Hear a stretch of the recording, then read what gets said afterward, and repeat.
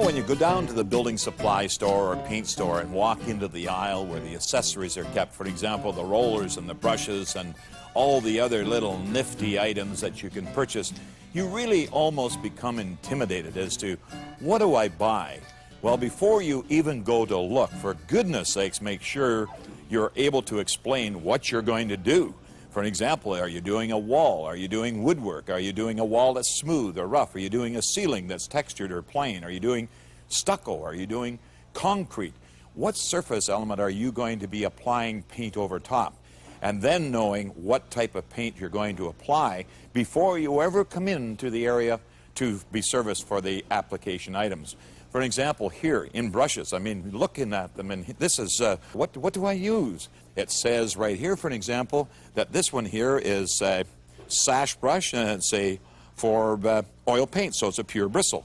Now you can see it's a sash brush because it's got an angle, and that's for cutting in along the sash or the casing. You can use it also up in ceilings and down corners to cut into that corner, making a nice, neat joint. But keep in mind, you pay and you get for what you pay. So buying a very good brush, you're going to pay a good price. So if you're going to clean your brushes and retain your brushes out in the shop, then buy the best. Here's one here that says bristle, that's a pure bristle, oil paints. And it's an econo grade. Now I go over here and I reach and I pick up another one, and look at that, it's exactly the same. Exactly the same color that is, but it's not the same brush, because here it says synthetic for latex or / oil. So it's a universal type of brush. So I can only say that pure bristle for oil, but when you go to synthetic and it says / oil, I would be buying the pure bristle because that's going to do the best job.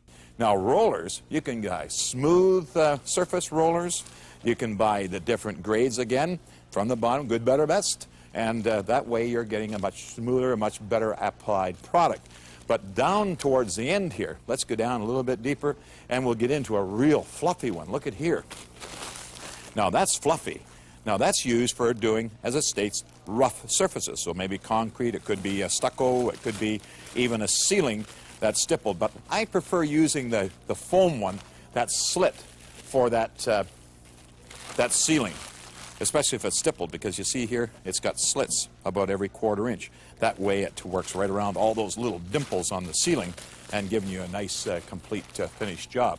And if you're doing any texturing, you can use texture rollers. Actually textures the stucco on the ceiling. Here is a nifty little item. It's called the cap and pour. Now you know how messy it can be pouring paint out of a 4-liter pail. Well, take a look here. We'll just pop the lid off here, and you snap on the cap and pour. Now there you have it. Simply take the cap off and pour. Now that keeps it nice and neat. Put the cap back on for the next day. That's another little nifty accessory. Here's one here. It's called Le Pouch.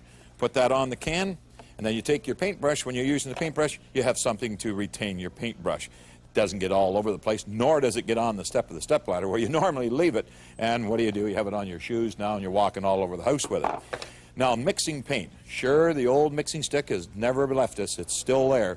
But you can also put on a mixer, put it into your chuck of your electric drill, and mix the paint. That way it eliminates a lot of air entrainment when you're mixing the paint, because you don't want bubbles in your paint, especially in the latex paints. Now, cleaning brushes. Not everybody enjoys that job, believe you me. Once you've cleaned, you get it into a pail now, down into a pail that has the solvent, be it water or be it solvent, and you dip the paintbrush in. You can wipe it off on a screen, but you still don't get all that paint out of down deep in the bristles. So take the spinner and put the brush in the spinner, dip it down in, and now you can spin all that paint out of there. So always make sure what you're going to do, how you're going to use it, what to apply it with, because it'll make that job just that much easier.